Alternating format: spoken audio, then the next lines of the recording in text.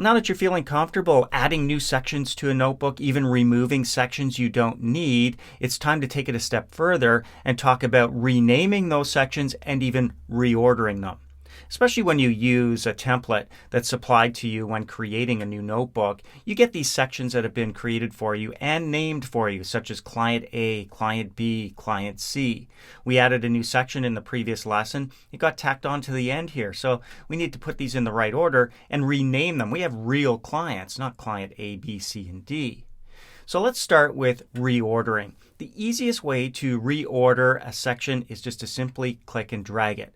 If you were following along with me in the previous lesson, you're ready to go. If you've jumped to this lesson, however, and you've got the exercise files, you can get all caught up by opening up the My Clients notebook from the Lesson 8 folder of your exercise files.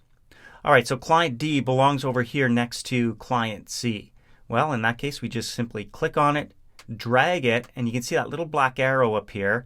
Now we're moving over here in between Client C and Open Issues. So when I let go, you can see it's actually moved over. Open Issues moves over to the other side. I could have done that too. I could have dragged Open Issues to the end.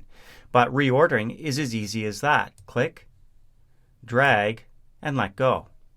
I'm going to put that back where it belongs, right between A and C. Perfect. All right, now to get to the names. We have real life clients. We don't want to just name them Client A, B, C, and D. We won't know who's in there without going to that section. So let's rename the first section Client A. Right up here where it says Client A, the easiest way to work with a section is to right click on its tab. So I'm going to right click on Client A, and you can see right at the top, rename. I've also got the ability to move from here. So if I click on move, all of a sudden I get this little move to section where it allows me to move it to a specific section.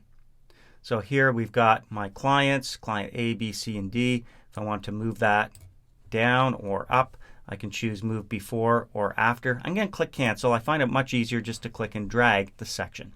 Let's go back though to that tab and right click again, because right at the top we want to rename this. And when I click on rename, all that's happening here is Client A is selected, so I can type right over it. I'm going to type for kicks lynda.com. And you can see how the tab kind of stretches out a little bit to accommodate my text. It won't go forever, but it does stretch out a little bit so I can see lynda.com on one line. Another option is to double click the tab, Client B over here. I'll just click once on it. It's now selected. Client B shows up down here on the first page as well. I'm going to double click and you can see it's selected. So now I can type right over that as well. I'm going to type DRT and C, short for David Rivers Training and Consulting. That's me.